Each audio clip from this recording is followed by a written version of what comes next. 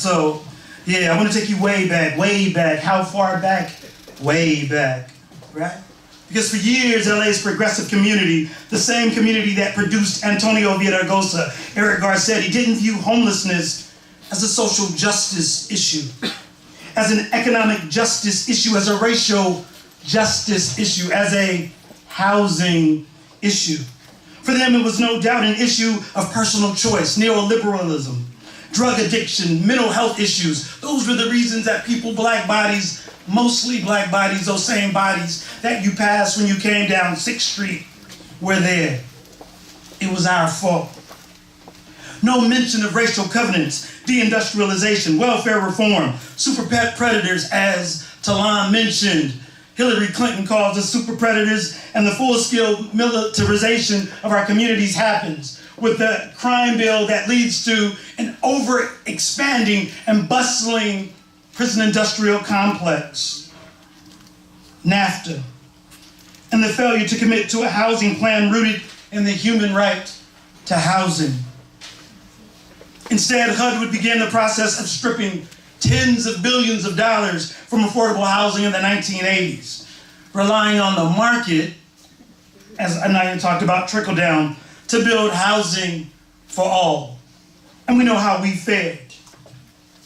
Our analysis has always been political, not personal choices, is what has led to this crisis. And as Dr. Ruthie Gilmore puts it, capitalism divides us, and racism enshrines that division. It is from that vantage that LACAN rose like a phoenix from the ashes, calling for the brilliance of our refugees abandoned by what Dr. King called a dream deferred. We were canaries in the coal mine, but we were canaries with teeth. We were canaries with muscle, and we were canaries with nothing but revolution and liberation in our souls.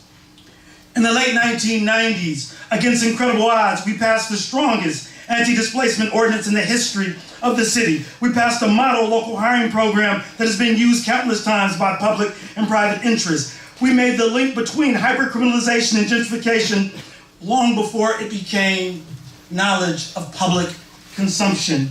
And we produced a number of books and communication tools to export our stories and strategies, understanding that we shared enemies with allies across the country and across the globe. We found that we were failing because we weren't sharing or exporting our stories and building a way to expand our social justice bandwidth. I wish I could say it was easy, but it was not. Our fight for human right to housing has come at serious odds. General Dogon, if he's in the room, fought for his freedom twice, facing 25 years to life. I'm gonna say that again. Fought for freedom for all of Los Angeles and faced 25 years to life twice because the full weight of the state came down against him because he made the link between criminalization and housing. Sister Deborah Burton, a grandmother, faced 8 felonies for blowing a horn, for blowing an air horn at an anti-gentrification protest in our community. My wrists have held cuffs and my body has been caged so many times to mention simply fighting for the human right to housing. And our members in our community, this community, would face extreme retaliation and in an attempt to dissuade organizing.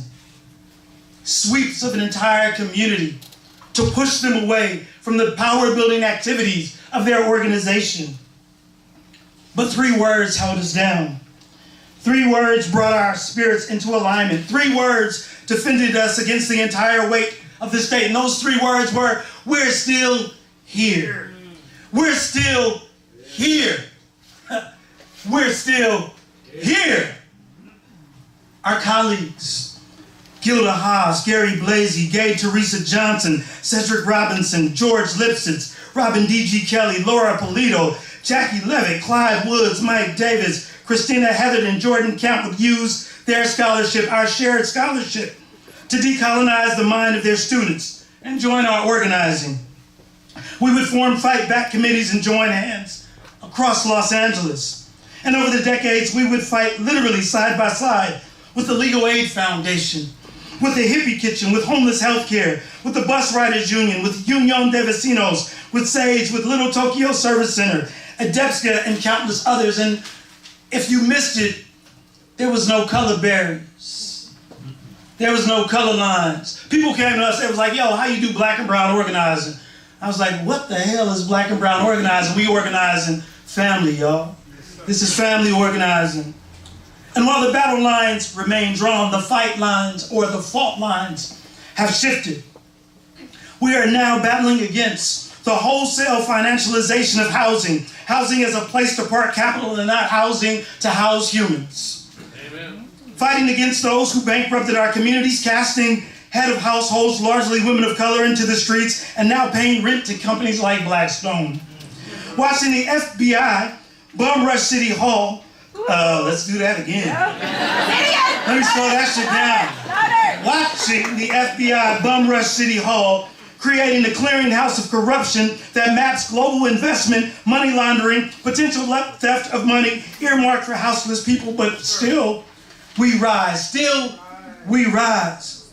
I watch those brave young freedom fighters with Defend Boyle Heights unwaveringly fight for community and culture, reminding us that art has no address. I watched the growth and spread of the LA Tenants Union as they push for winch strikes, a strategy commonly used here because of inherent risk. And I want to shout out the Waverly Tenants. Yeah. And I know the sheriffs came tonight. I want to shout y'all out. I watched strange bedfellows come together and launch a campaign to repeal Costa-Hawkins. And I also saw the NAACP president sell out her community. I'm going to say that again. I watched strange bedfellows come and launch a campaign to repeal Costa-Hawkins. I also saw the NAACP president sell out her community for global capital and for the investment community.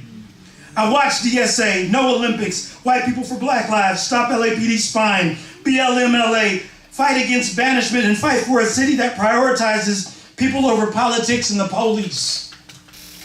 I witnessed the brilliance of my team as they made 150,000 calls and knocked on 10,000 doors, passing HHH and H and pushing to ensure implementation, calling out the failings, all show no substance, and the dirty divide. And I close with something Bayard Rustin reminds us of. The real radical is that person who has a vision of equality and is willing to do those things that will bring reality closer to that vision. We are interested in freedom. We are interested in joining with you to hit these streets, to hit these banks, to hit these boardrooms, to hit the conference rooms on campuses all across this country to get free. Let's get free.